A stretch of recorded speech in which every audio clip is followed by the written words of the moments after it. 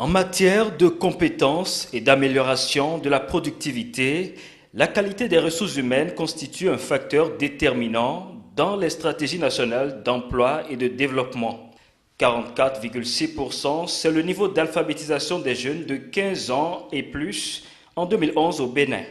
Mais il faut bien plus pour avoir des hommes de type nouveau capables de soutenir la croissance. Pour se développer, il faut travailler.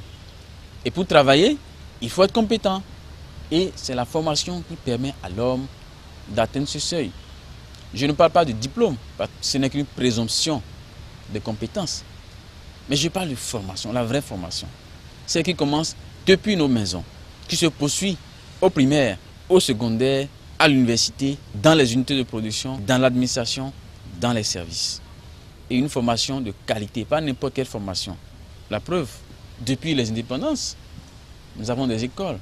Et depuis les années 90 jusqu'à ce jour, nous avons des formations de type nouveau. Nous avons le BTS et aujourd'hui nous parlons du système LMD.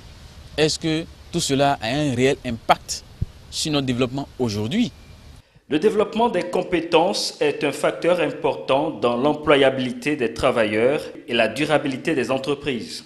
À ce titre, promouvoir la culture des compétences adaptées aux besoins manifestés sur le marché de l'emploi pourrait favoriser également les investissements. Aujourd'hui, ce n'est pas de l'intellectualisme que nous avons besoin. Nous avons besoin du pragmatisme.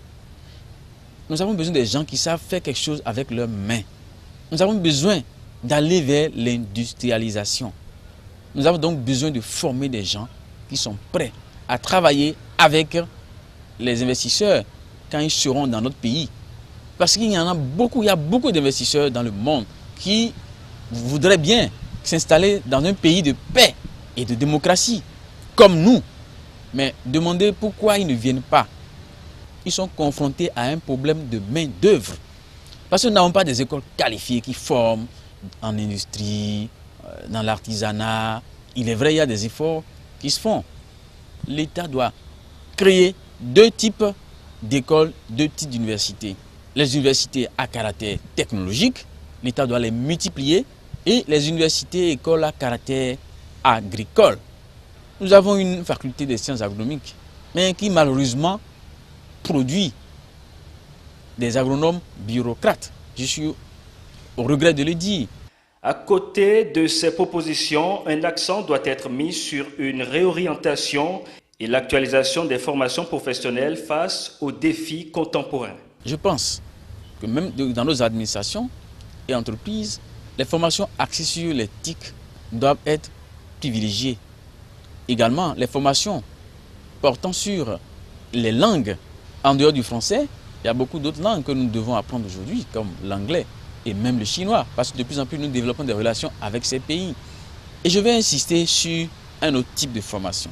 Je proposerai qu'à partir de la terminale, à côté de la philosophie qu'on nous enseigne et qui paraît plus théorique, qu'il y a une discipline qui met l'accent sur le développement personnel, qui amène les gens à apprendre à avoir confiance en eux-mêmes, à apprendre à s'autodéterminer, car c'est le seul moyen pour s'auto-employer, c'est le seul moyen pour prendre des initiatives et aller vers l'indépendance.